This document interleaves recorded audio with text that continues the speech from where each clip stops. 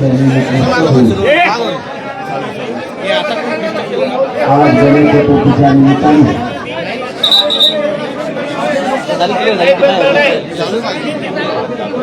आज महाराष्ट्रासह देशवासियांना गणपती बाप्पाच्या आणि गणेशोत्सवाच्या खूप खूप मनापासून शुभेच्छा देतो.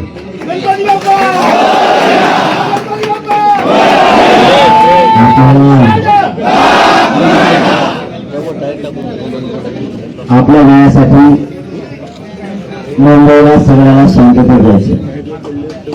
आपण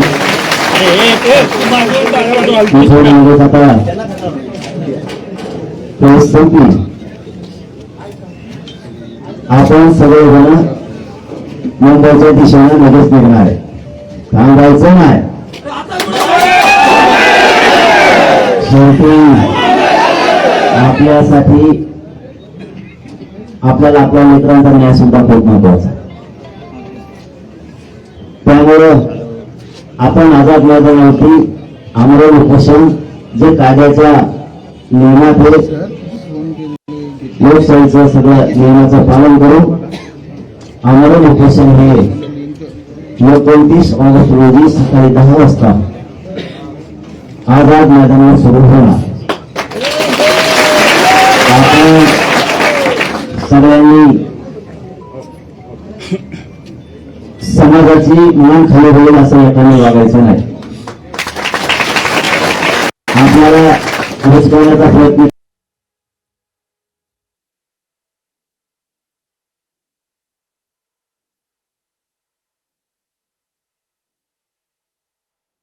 केला जाईल. आपल्याला थोडीशी वागणूक दिली जाईल. शांत डोक्याने राहायचं. आता आरपारची शेवटची लढाई खेळायची. त्याच्यामुळं दम धरून माणूस बाजी जिंकू शकतो.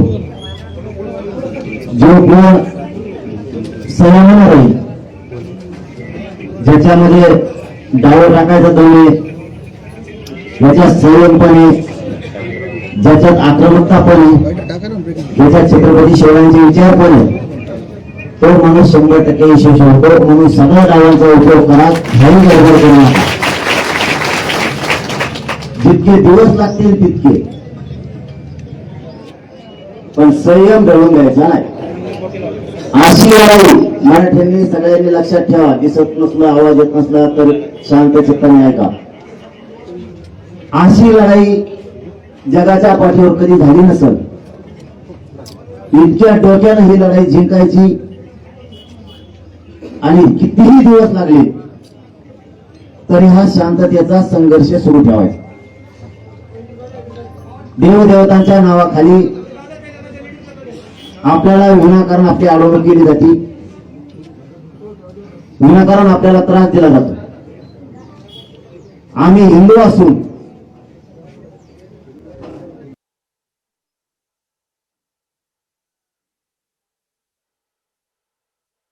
आमच्या सणावारात आम्हाला लोक रोखलं जात. गणेश उत्सव सण आमचा पिढ्याना पार आम्ही गणपती बाप्पाची, महादेवाची, सगळ्या देवांच्या पूजा करतो. आणि आज ज्यांना हिंदुत्वाचं खरंच काही देणे घेणंच नाही, धर्माचं देणे घेणं नाही, फक्त राजकारणासाठी हिंदू लागतो, ते लोक खोटे हिंदू खऱ्या हिंदू धर्म चालवणाऱ्या पोरांना, लोकांना अडवलं जातं. आमचा गणेश उत्सव आम्ही पिढ्यांना पार परंपरेनं सेवा करतो आणि हिंदू धर्माच्या देवाच्या नावाखाली आमची हिंदूची चालवणूक का, या सुद्धा प्रश्नाचं उत्तर अमित शहा साहेबांनी, मोदी साहेबांनी सुद्धा देणं गरजेचं आहे. यासाठी तुम्ही मुख्यमंत्री म्हणून त्यांनी तपासवला का, हाही आमचा आता प्रश्न आहे. राज्यात अशांतता सणावाराच्या दिवशी सरकारलाच पसरायची.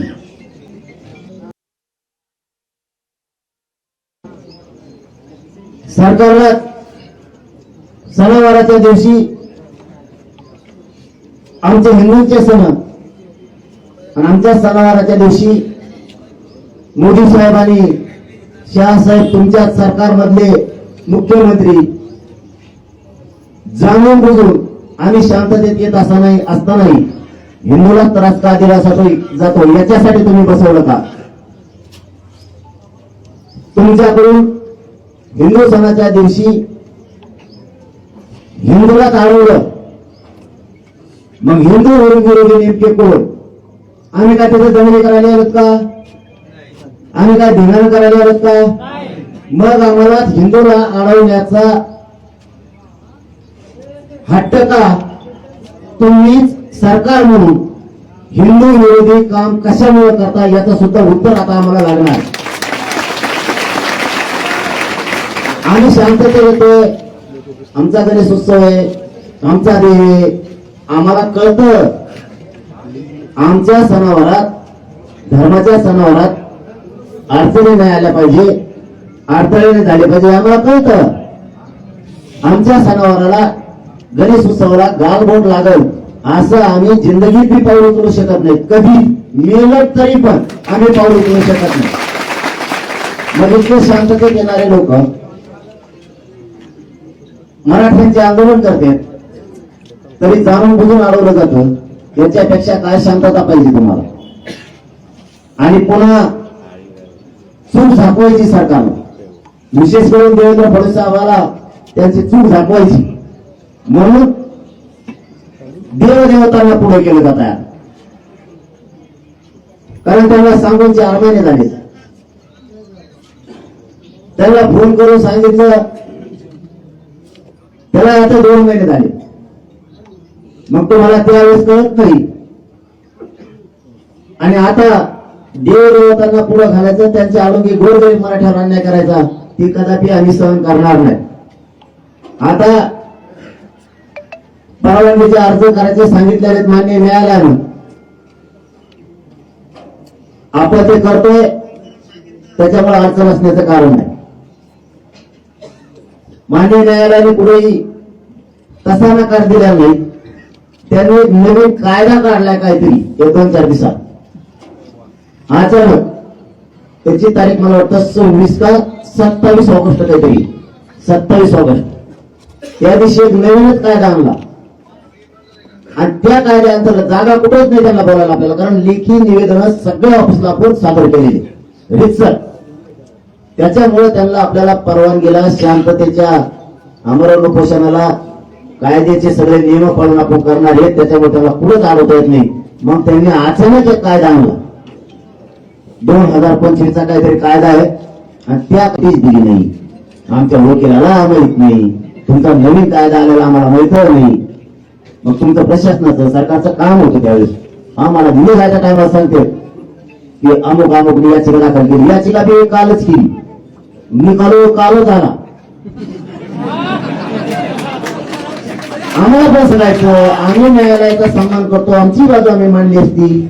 लगेच देवेंद्र फडणवीस असं कसलं काय देऊ पूर्ण त्यांचा सरकारी वकील असं कसं काय होऊ शकतं? इतके दहशतवाद्यासारखे डाव टाकायला नाही पाहिजे सरकारने, कारण हे खरंच लोकशाही नाही राहिली. हे लय लांब चाललं आता. अरे इंग्रजांना रोखलं राव, इंग्रजाच्या काळात सुद्धा उपोषण रोखले नाही, देवेंद्र फडणवीसच्या काळात रोखले जाते. काय अवघड. आणि पुन्हा म्हणता आम्हाला बोलता तुम्ही चुका करता. तसं आपल्याला ते रात्री कायदा माहीत झाल्यानंतर, कारण आपल्याला निकाल कधी आला मला वाटतं 3 वाजता का काय काल, आणि आम्हाला कवा निघायचे आज रात्री काय करायचं. म्हणजे ते डाव साधला बरोबर, देवाच्या नावाखाली, उत्सवाच्या गणेश उत्सवाच्या नावाखाली देवेंद्र फडणवीस डाव साधला. अचानक याचिका लोक त्याचे समोर म्हणणं मागणारे त्याचे, आणि लगेच निकाल लागू जातो. न्यायालय आमची बाजू ऐकून घेणार, आम्हाला माहिती, आणि न्यायालय आम्हाला न्याय सुद्धा देणार, कारण तेवढीच आधार आम्हाला जागा आहे. न्याय देवता 100% आम्हाला न्याय देणार आहे. आमचे पण वकील न्याय मंदिरासमोर, न्यायदेवते समोर उभा राहणार आहे. गेल्या वेळेस सुद्धा असंच झालं, न्यायदेवतेने आम्हाला न्याय दिला, हे सत्य आहे. त्याच्यामुळे यांनी अचानक एक गोळ केला आणि मराठ्याला माहितच नाही काय झालं. आपण एक परवानगी ठेवली नव्हती, म्हणजे आपण रितसर अर्ज द्यायची, पण त्यांनी ते नवीन कायदा काढला आणि त्याच्या अंतर्गत केलं. त्याचं ऑफिस सुद्धा सापडा नव्हतं.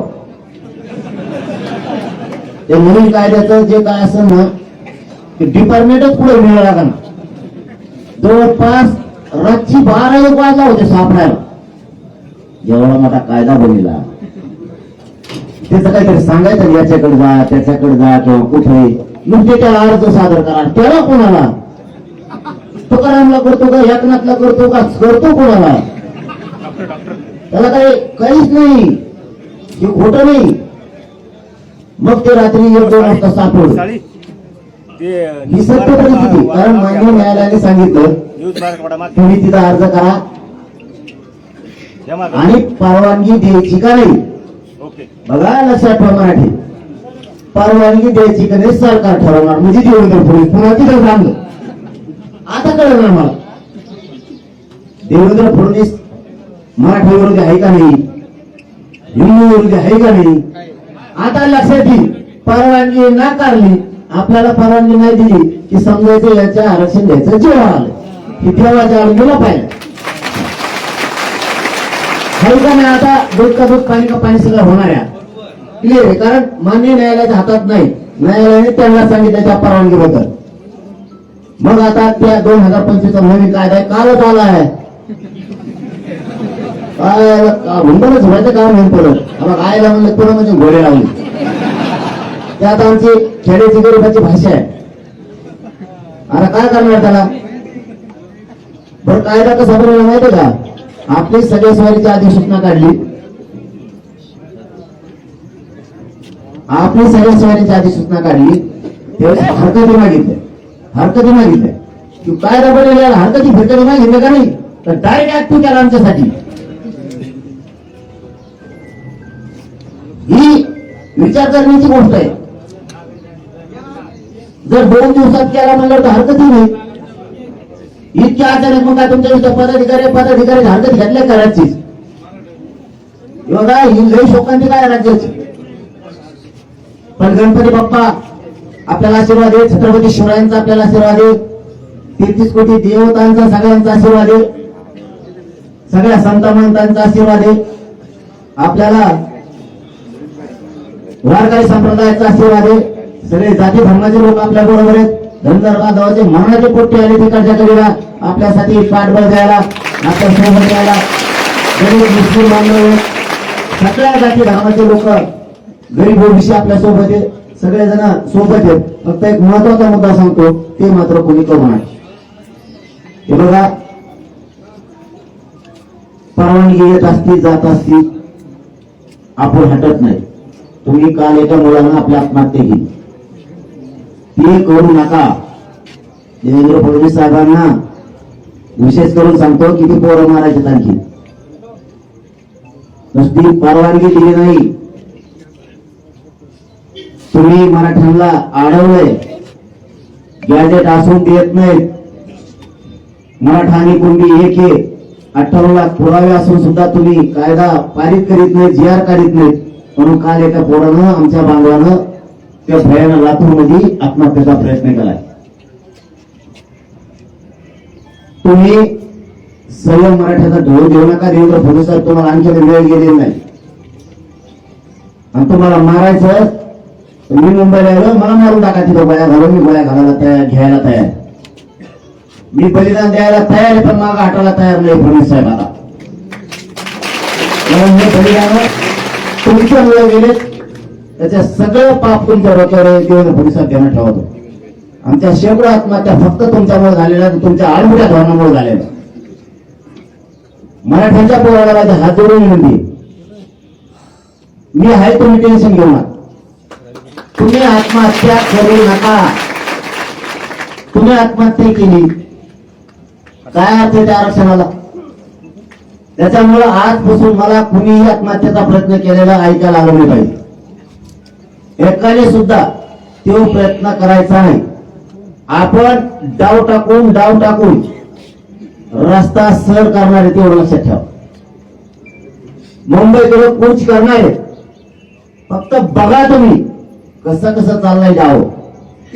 आत्महत्या करू नका.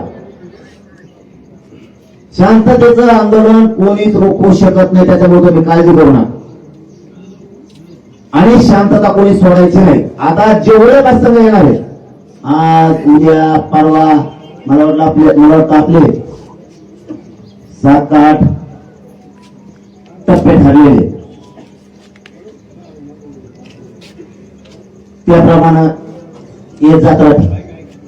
त्यामुळं आज उद्या परवा जे येणार सगळे, त्यामुळे जेवढे तेवढ्याला सांगतो, येणाऱ्याला सांगतो, महाराष्ट्रातल्या मराठ्याला सांगतो, एकाने दगडफेक जाळपोळ फक्त करायचं, एवढंच सांगा. तुम्ही शांततेत आहे त्या ठिकाणी बसा. लढाई जिंकायची, आता काळजीच करू नका. आरपारचे शेवटचे निर्णायक टप्प्यावर आंदोलन. फक्त कोणी जाळपोळ दगडफेक करू नका. आणि शेवटचं सांगणं, मायबाप मराठ्यांनो, सगळ्या पक्षातल्या आणि शेतकरी मराठी, गरीब, कामगार, मजूर, नोकरदार सगळ्यांना सांगतो, तुमच्या लेकराबाळीसाठी लढायला चाललोय. जर मुंबईत कोरोना त्रास दिला तर जातीचं रक्षण करा. हे शब्द फक्त खाली बोलू देऊ नका. सगळ्या मराठ्यांना हात जोडून विनंती. तुमच्या लेकरासाठी माझा जीव गेला, बलिदान मी गेलं, तरी मी हटणार नाही, इतका पक्का निर्धार मी आता केलेला आहे.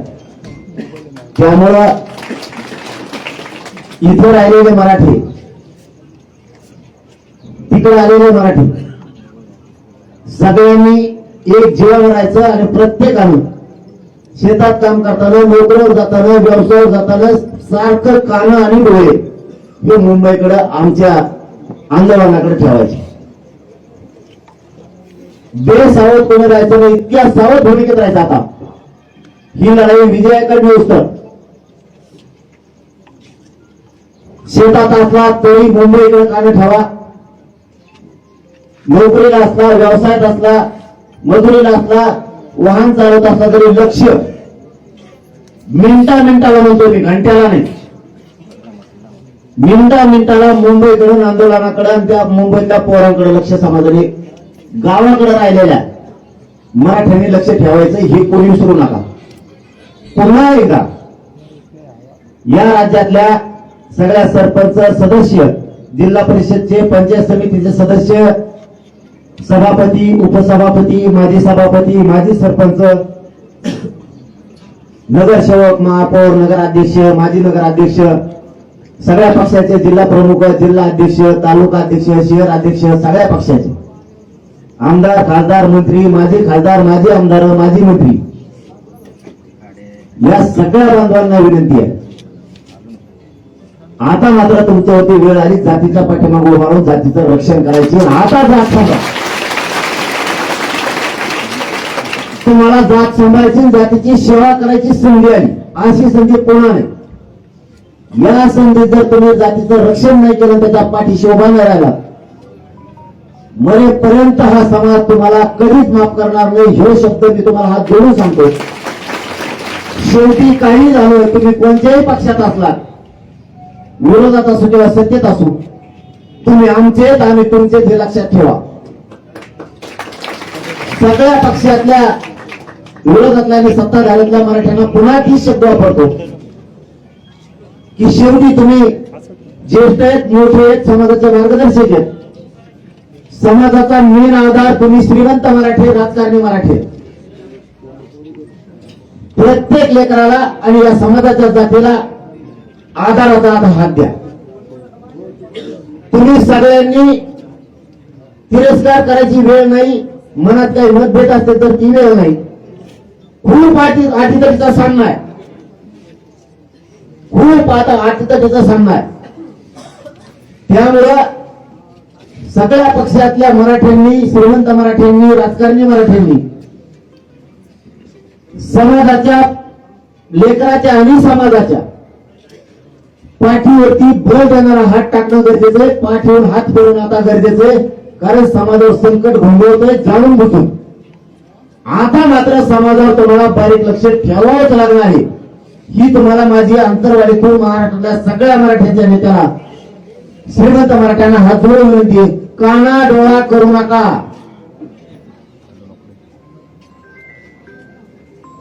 तुम्हाला हे समाज या योग्य वेळेला साथ दिल्यामुळे कधीच विसरणार नाही.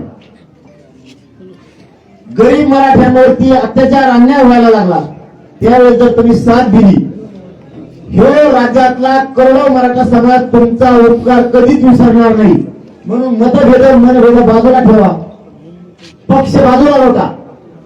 योग्य वेळ आता तुम्हाला करोडो मराठ्याला साथ द्यायची, तीच माझी विनंती आहे की तुम्ही सगळ्यांनी साथ द्या. एवढी तुम्हाला सगळ्यांना हात जोडून विनंती आहे. आणि मराठ्यांना सांगतो, कुणीही वाईट येण्याकडे वागायचं नाही, शांततेत गाड्या हाणायच्या, शांततेत सगळ्यांनी मुंबईकडे यायचं, शांततेत आंदोलन करायचं. आपल्याला कोणी रोखू शकत नाही. आझाद मैदानला आंदोलन आमरण उपोषण कायदेशीर मार्गाने सगळे नियम पाळून होणार आहे. माननीय न्यायालय आपल्यालाही न्याय देईल, आपल्याला वकील न्यायालयात जाणार आहे. त्याच्याबद्दल काही चिंता करायची गरज नाही. पुढचं पुढे बघू. पण चालताना गाड्याची रेस लावायची नाही, एका पुढे पळवायच्या नाही. मागे राहिला तरी मुंबई जायचं, पुढे घेतली तरी मुंबईला जायचं. आपल्या लेकराला एखादी इजा होईल असं कोणी वागू नका. कारण आतापर्यंत थोडंही नुकसान आपल्या कुठल्याही लेकराचं झालेलं नाही, हे सगळ्यांनी ध्यानात ठेवा. आणि तसंच गाड्या हाणायचं. शक्यतो मोटरसायकल दमाने हाणा, नसता मोटरसायकलवाल्यांनी मुंबईला येऊ नका. पडले पाऊसचे खूप त्रास होईल. आपल्या पोरांनी मोठ्या गाड्या आणल्या, त्याच्यामुळे पाऊस आला ते गाड्यातच झोपायला लागलेच, त्यामुळे त्रास होत नाही. तसं मोटरसायकलवाल्याला त्रास होईल. तुम्ही शक्यतो येऊच नका, तुम्हाला त्रास होईल असं नको. म्हणून पुन्हा एकदा सांगतो, लोकशाही मराठी ऐका, पहा, जागरूक रहा.